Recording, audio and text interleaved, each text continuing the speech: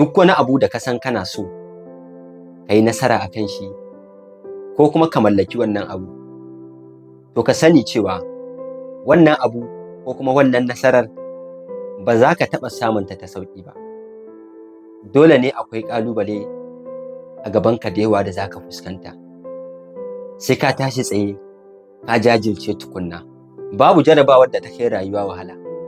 Da yawan mutane suna faɗuwa wannan jarabawa ta rayuwa ne, ba don komai ba sai don suna ƙoƙarin kwaikwayon rayuwar wasu wanda ba rayuwarsu ba.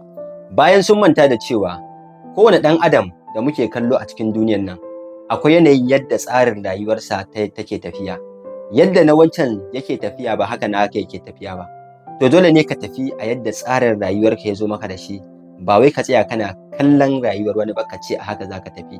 Ba za ka taɓa yin nasara ba, dole ne ka faɗi.